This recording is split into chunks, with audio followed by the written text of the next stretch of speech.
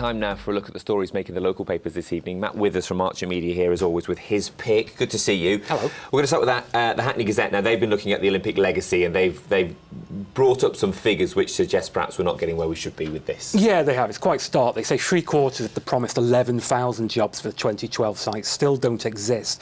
So it emerged that most of the 11,000 failed to materialise 6 years on. 5,000 jobs were lost from the former industrial area to make way for the gains. But the bosses said there'd ultimately be a net gain of 6,000 jobs. But somebody's put in a Freedom of Information request to the London Legacy Development Corporation, found that only 447 people are employed on the Queen Elizabeth Olympic Park.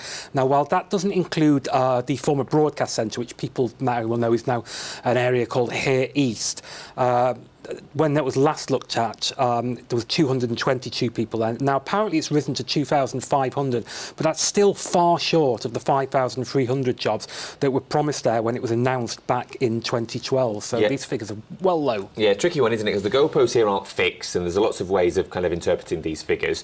Is there a suggestion that perhaps more jobs might be created? What's been said here by Paul Grickle, who's the Executive Director of Regeneration, is they're pretty much where we expected them to be, even though they're less than half the figure projected. He said nobody ever thought you would open a building and have 5,000 people move in on day one. What you have is a large place that no one has ever heard of, and people don't tend to go because it's in Hackney and not Stratford. Then something like Brexit comes along and knocks you off course. So, you know, there's the straight off the peg excuse of Brexit there. Bringing Brexit out just when it's needed. Yeah, that's interesting, isn't it? OK, we'll leave that on for now. It's one that we probably should keep an eye on.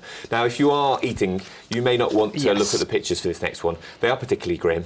It's a true Halloween horror, this, isn't it? It really is. It's really bringing the level down, although we're going to get further down later on. Yes, this is a guy called Richard Leach who claims to have found a cooked mouse inside a packet of rice he bought from Lidl. His wife was reduced to, quote, uncontrollable vomiting here. There's a packet of Golden Sun microwavable peli rice he got, included what he and his wife identify as a dead mouse. He tweeted Lidl, said his house stank of cooked mouse. How quite he knew what that smelled like, I don't know. Now, Lidl came back and they've looked at the complaint. Now, I've got to say, if you've seen the picture, it looks like a mouse. And they say here it smells like a mouse. But they've confirmed that the substance was mould and not a dead mouse. They say it went to their quality assurance team and they were able to identify the foreign substance as mould, which can occur as the result of an extremely small hole in the pack. So it's OK. It's just mould. Yeah, it's kind of, what's worse, mouse or mould? And mould is probably not. It's probably better. It's the lesser of two evils, but to be honest, I'd rather have neither. I'm being told to get rid of the pictures. We've got to move on. Now, this is a win. It's kind of a bit of a kind of David and Goliath story, isn't it? This is local people who fought hard against the potential to lose their nice square. Yeah, they have. It's been an ongoing story in the pages of the Islington. Canon B Square in Islington. There's been an issue there that the gas company there wants to build put in a new gas governor there, which basically regulates gas pressure. But because it's been there so long, as in so much of London, it's Edwardian era, it isn't fit for purpose. So they decided they put it on the Canonbury Square, which is a quite pleasant area of Greenland, and then just cover it with AstroTurf, so it would look as it did before. And obviously a lot of people are very unhappy about that. Gary Thompson, who's the former chair of the Residents Association, described as environmental vandalism, chipping away at lovely bits of garden. So Cadent, who the company have said they want to look at it again. In fact, as the residents say, if you can build Crossrail under Islington, there must be some way of putting this new gas canister effectively in there without ripping up. Now Cadent are going to go away and look at ways that they can put it in, but not directly under the grass. Yeah, it's an immediate win, isn't it? Yeah. It may not be the end of the story.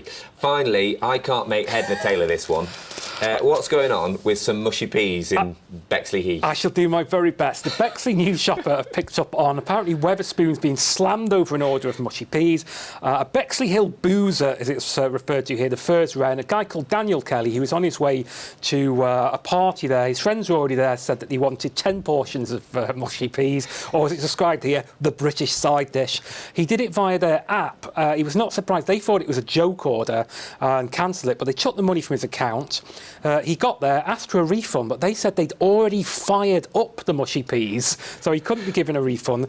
He waited there for 4 hours for these peas until midnight, stressed that none arrived. So his sister took to Twitter to start up a campaign, hashtag, where are the peas? Well, if you make enough noise, you get somewhere, because they got some money back. They got their £5 back. They got into the Bexley News Shopper, and we're talking about it now. So more fool me. 3 wins. Matt, as always, thank you for bringing to light some of the stories in the local papers this evening. Some of them you probably won't want to look at again. Others are perhaps more interesting. Matt Withers there from Archant Media.